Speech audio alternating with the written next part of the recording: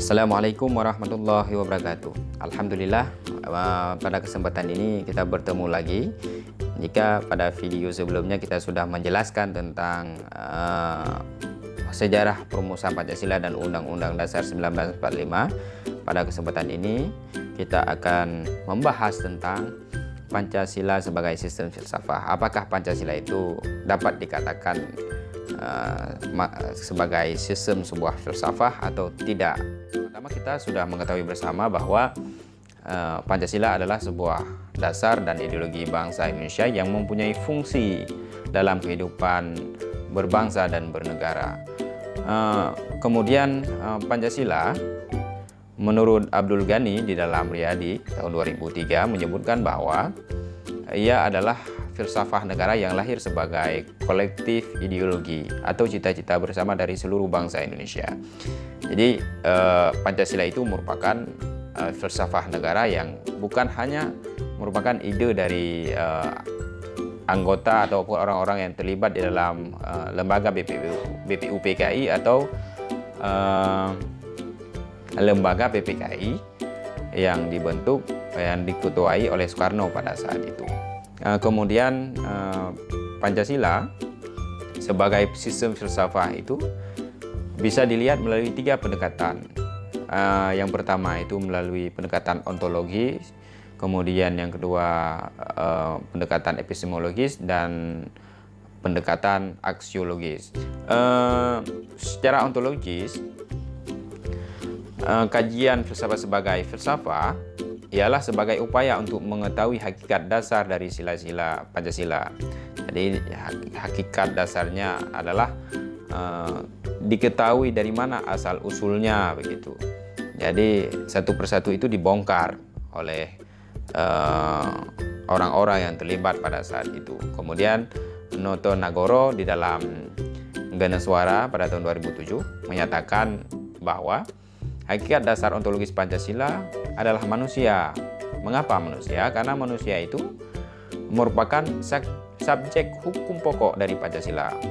Kemudian manusia itu adalah semua kompleksitas makhluk hidup, baik sebagai makhluk individu maupun sebagai makhluk sosial yang selanjutnya dituang dalam Pancasila. Jika dikaji melalui aspek epistemologi, Pancasila ialah sebagai upaya untuk mencari hakikat sebagai suatu sistem pengetahuan. Menurut Titus di dalam Kailan tahun 2007 menyebutkan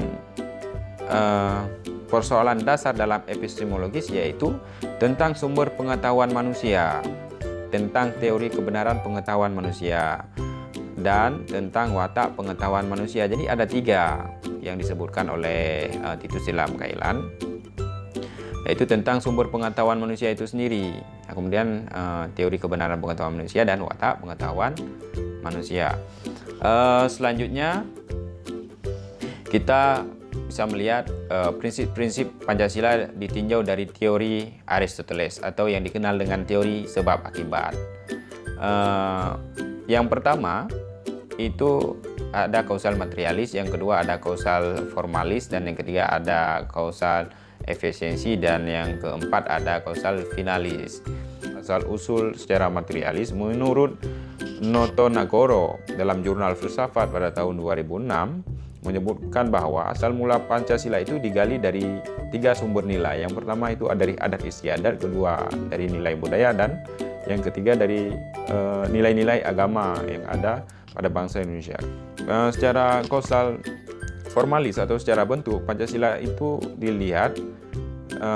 dapat dilihat dalam pembukaan Undang-Undang Dasar 1945, di mana pada Undang-Undang Dasar 1945 itu disebutkan bahwa Pancasila itu adalah sebagai bentuk dasar atau ideologi negara. Jadi secara bentuk dia memenuhi syarat bahwa dia adalah sebuah ideologi negara. Kemudian yang ketiga, secara dilihat dari aspek efisiensi, maksudnya adalah kegiatan BPUPKI dan PPKI dalam menyusun dan merumuskan Pancasila menjadi dasar negara Indonesia merdeka. Jadi kegiatan-kegiatan yang dilaksanakan oleh sejumlah anggota-anggota BPPKI dan BPKI itu menjadi sebuah dasar negara bahwa Indonesia merdeka. Kemudian yang keempat adalah causal finalis, yaitu di mana pada asal usul ini adalah kegiatan-kegiatan dilakukan oleh anggota BPPKI dan PPKI pada saat itu memiliki sebuah tujuan. Tujuan daripada seluruh masyarakat atau masyarakat Indonesia pada saat itu, yaitu sebagai dasar negara Indonesia merdeka. Kita bisa melihat ada 5 esensi nilai yang tercantum di dalam Pancasila itu sendiri sebagaimana yang kita tahu bersama. Kemudian kita masuk ke dalam sistem filsafat. Sebelum kita masuk ke dalam sistem filsafat Pancasila, tentu kita harus mengetahui dulu apa yang disebut dengan sistem filsafat.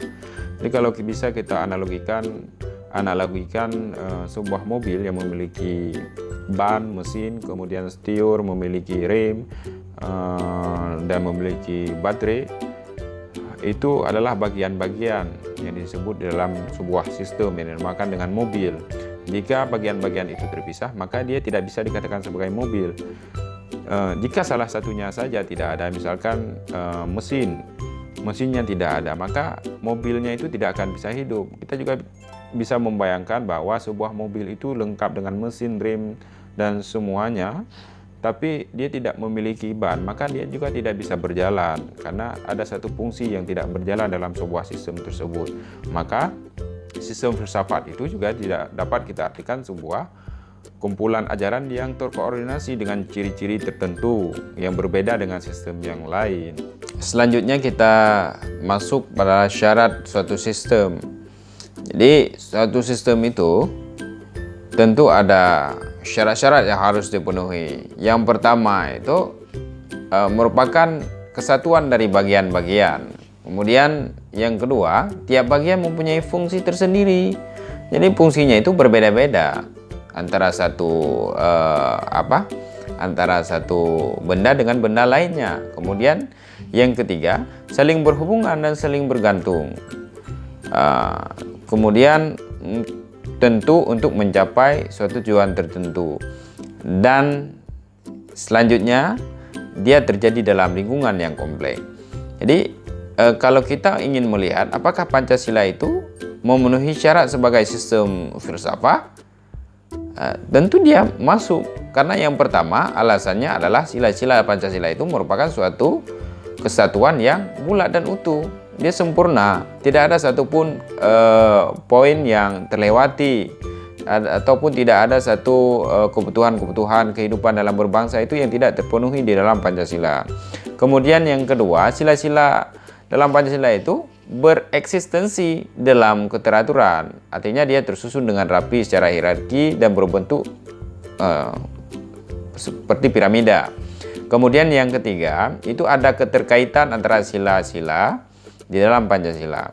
Kemudian yang keempat, ada kerjasama antara sila-sila Pancasila untuk mencapai suatu tujuan. Dan yang kelima itu ada tujuan bersama, sebagaimana yang tersebut dalam alinea keempat pembukaan Undang-Undang Negara Republik Indonesia tahun 1945. Mungkin itulah 5 poin alasan mengapa Pancasila itu memenuhi syarat sebagai sistem filsafat, sehingga dia dapat dikatakan sebagai dasar negara Indonesia atau menjadi ideologi bangsa Indonesia, karena pijakannya itu sangat kuat dan dapat diuji secara ilmiah.